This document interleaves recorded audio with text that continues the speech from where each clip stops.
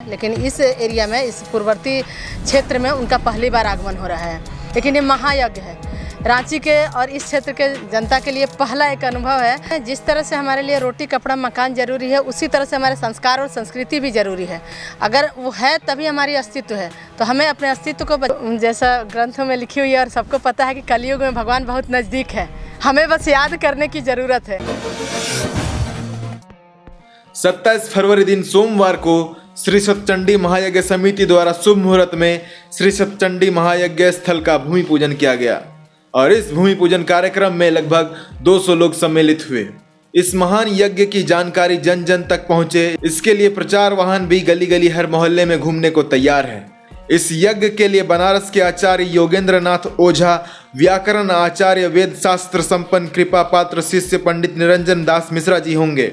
शाम के 3 बजे से 6 बजे तक पूज्य श्री मनुश्री जी महाराज वृंदावन के श्रीमुख से देवी भागवत कथा का उद्धार किया जाएगा। ऐसा भव्य आयोजन रांची में पहली बार हो रहा है, जिसकी वजह से आम जनों में काफ़ी उत्सुकता है। सतचंडी यज्ञ के बारे में बता रहा हूँ कि इस एरिया में कभी भी ऐसा यज्ञ पहले नहीं हुआ था, लेकिन अभी सबके प्रयास से और सबके मेहनत की वजह से ये सतचंडी यज्ञ बहुत बढ़िया से हो पाएगा, यही मेरी कामना है। ये यज्ञ 22 मार्च से शुरू होने वाली है। 22 मार्च से 31 मार्च तक चलेगी, जो चैती नवरात्र है उस दरमियान। इस कार्यक्रम में जो हमारे आचार्य जी हैं वो बनारस से आ रहे हैं, उनके शिष्य हैं निरंजन दास जी, उनकी अध्यक्षता में हो रही है। अच्छा। और मनुश्री महाराज जी जो कथावाचक है, देवी भागवत कथा के बहुत प्रकाट्य विद्वान हैं, उनका आप लोगों ने देखा होगा, बहुत सारी आयोजनों में उन्होंने किया है। लेकिन इस एरिया में, इस पूर्ववर्ती क्षेत्र में उनका पहली बार आगमन हो रहा है। उनके श्रीमुख से देवी भागवत कथा का आयोजन होगा। जो यज्ञ होगा वो सुबह 8 बजे से लेकर के 3 बजे तक चलेगा। बीच में 1.5 घंटा का ब्रेक होगा यजमानों के लिए। उसके बाद फिर 3 से लेकर के 7 बजे तक देवी भागवत कथा का आयोजन होगा। ये जो 22 मार्च को कलश यात्रा होगा, जिस कलश यात्रा में हमें भारी संख्या में महिलाओं को जुड़ने को उम्मीद है। लोग खुद स्वेच्छा से आ रहे हैं, क्योंकि अभी तक यहाँ पे जो भी आयोजन हुई है वो या तो स्थापना की होती है या पूजा की होती है, लेकिन ये महायज्ञ है। रांची के और इस क्षेत्र के जनता के लिए पहला एक अनुभव है और सभी लोग उत्साहित है कि कैसे इसमें हम सम्मिलित हो सके, किस रूप में हम आ सके। तो जनता खुद साथ में आ रही है, तो बहुत बड़ा भव्य आयोजन होगा। और उस कलश यात्रा में जो देवी भागवत का जो कथा होगी उसकी भी शोभा यात्रा निकाली जाएगी। कहाँ से कहाँ तक होगी कलश यात्रा? कलश यात्रा हमारी शुरू यहीं से होगी, सामने गंगा मोटर है जहाँ से हमारी जल भरी जाएगी, लेकिन शोभा यात्रा पूरे क्षेत्र में भ्रमण करेगी। क्या उद्देश्य है इस तरह के धार्मिक कार्यक्रम करने का? आप जानते हैं, जिस तरह से हमारे लिए रोटी कपड़ा मकान जरूरी है, उसी तरह से हमारे संस्कार और संस्कृति भी जरूरी है। अगर वो है तभी हमारी अस्तित्व है। तो हमें अपने अस्तित्व को बचाने के लिए इस तरह के आयोजनों की ज़रूरत है।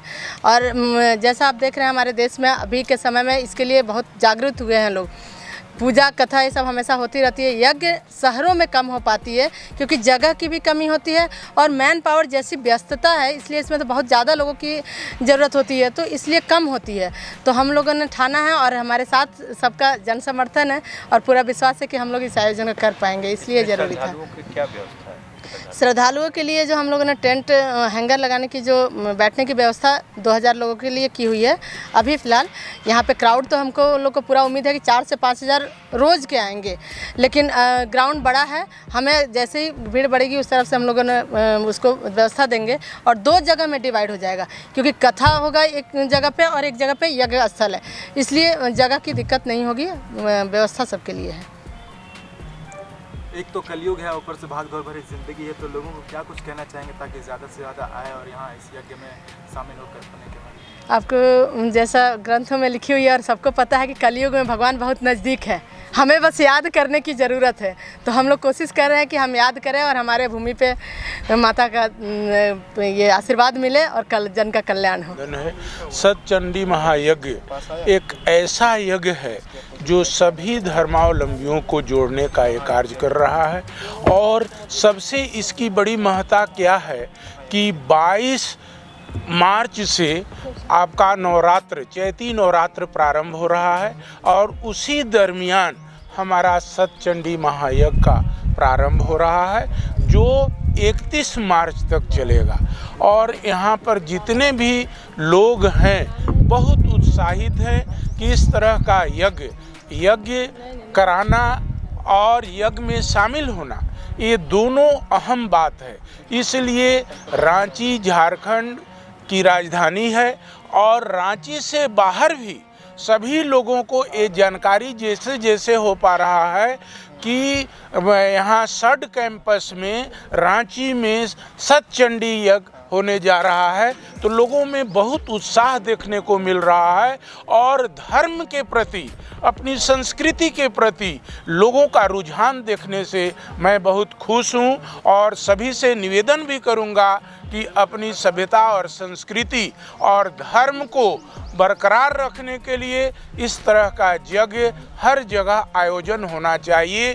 भले बड़ा कार्य में कठिनाई होती है, लेकिन उन कठिनाइयों को कठिनाई नहीं समझना है, क्योंकि ये धर्म से संबंधित ऐसा कार्य है जो सभी को जोड़ने का भी काम करता है। इसलिए ये यज्ञ बहुत ही महत्वपूर्ण है। धन्यवाद।